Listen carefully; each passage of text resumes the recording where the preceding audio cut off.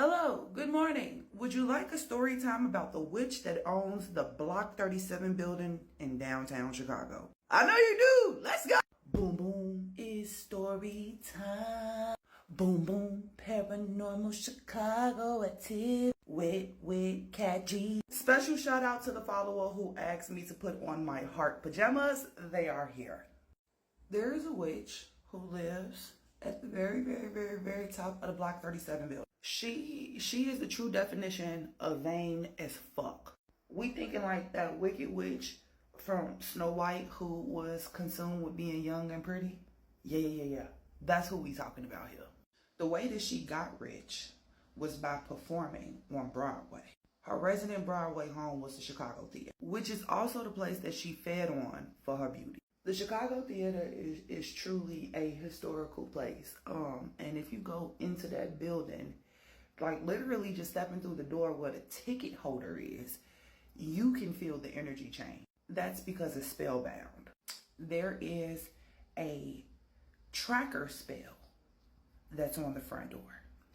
And if you possess a certain type of life force or higher power, the witch would know who you are instantly. This is where the witch hunt conspiracy came from. There was actors and actresses and singers that would come and perform at the Chicago Theater and would say after performing there, they had felt so drained, they didn't want to do performing arts anymore. There are patrons who have been said to go into the Chicago Theater, and when they come out, they feel less than themselves, and over time, like the course of a couple of weeks, their life force drains away and then they die. Now see, one day, the witch eyes got a little bit too big for her body. She laid her eyes on this one performer who was coming in to sing opera. As soon as the artist walked through the door, all the witches' bells and alarms go off. And she like, oh, we got a big one this time? Oh yeah, let's go ahead on and get this. So sis took her crooked ass over there to the damn opera to see the woman sing. But see, what she was not expecting was a big ass black lady. Because of who the witch is, of course, she finagled her way to the backstage so she could go and meet the lady. And this is where she's going to start her, I can't say this word. I got to find something else to say on TikTok because I'm going to get a community violation. With one handshake, the witch can start her energy siphoning. But the singer, she wouldn't touch the lady. She absolutely would not get close enough to her. The witch tried to take a picture with her and the lady was like, I'm sorry, I don't do pictures. The witch getting annoyed. She doing everything to get close enough to just touch a tiny little inch of this woman's skin. But the woman is smart. She's not letting it happen. The show about to start and everybody is leaving out of the singer's dressing room. But the witch, she kind of hanging back a little bit. And this is the moment where the singer pulled up, bitch, I see you. Before the witch can get out the door, the opera singer slammed the door shut. Her and the witch just standing there looking at each other. And then the opera singer, her eyes change. They go from brown to straight up golden. The witch take a step back. She low-key scared. What the fuck? The opera singer say, yeah, bitch, you finally ran into the right one. I heard you took my cousin's singing power. Now the witch scared. She shaking. What the fuck are you? She said, oh, I'm your worst nightmare. I'm the product of a wolf and a witch. And not just any wolf and any witch. The high white witch and the alpha wolf of downtown are my parents. The witch is fucking shaking. Oh my God, I'm so sorry. I had no idea. Please just let me go.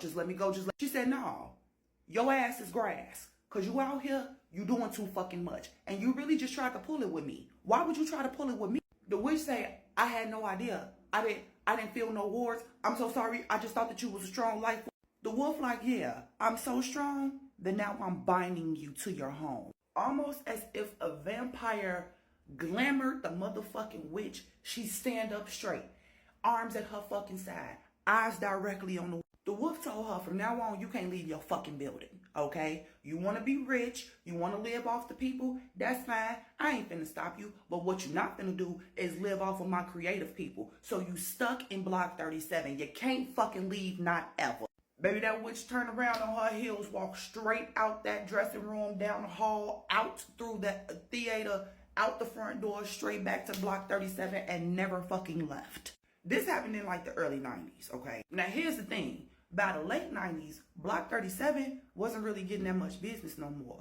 And the witch had to do something to get her numbers back up. So she was like, you know what? We finna renovate the whole building because we got to bring people back over here. What is happening? And then like in the early 2000s, CTA came to the building and was like, hey, I think we're going to have to close down the CTA that run beneath you because it's a whole lot of repairs that need to be done and we ain't got the money. The witch instantly like, no, you got me fucked up because that's the way that I get people coming in and up out of this joint. You tripping. First they tried to close down my pegway system and now you trying to close down my CTA. How the fuck am I gonna eat?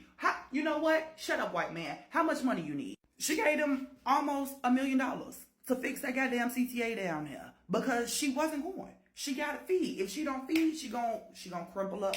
She gonna die. She gonna turn into dust. Homegirl said that she done been here for a century already. She gonna be here for a couple of months. Now listen, here's the crazy part.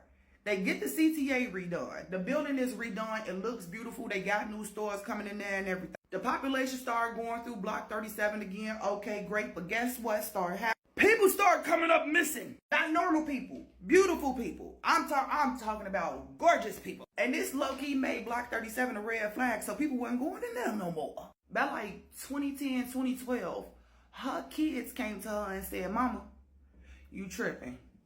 Like, for real, you gonna have to find something else to get your life force off of. And she was like, no, it ain't nothing out here that's gonna give me the beauty like raw humans. And her kids was like, well, you finna kill this business, okay?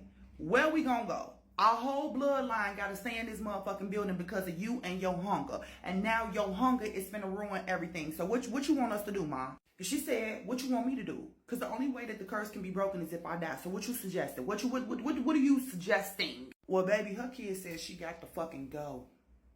Okay? Told her she gotta fucking go. They went and found the singer who spellbound her to the building. The singer told her, oh, no, she can't never fucking leave unless she leave this earth. I'm not playing. The kids trying to barter with the singer. The singer said, I don't give a shit. I don't give a shit. She took my friend's voice.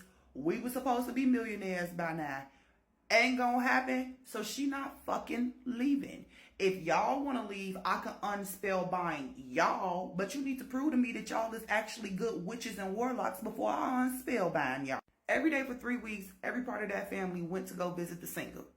And the singer either blessed them or condemned their ass. Well, the witch came to her one more time. As soon as the singer opened up the door, she fell to her knees. She said, I am so sorry.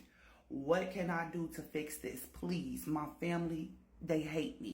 The singer looked the witch in the eye and she said, give me your life force. The witch made eye contact with the singer for the last time and slit her throat right on the floor. Now, being the gracious being that the singer really is, she brought her back to life as soon as she took her life force. Now, she's a regular schmegular witch living out the rest of her days. She got about 300 years left in her.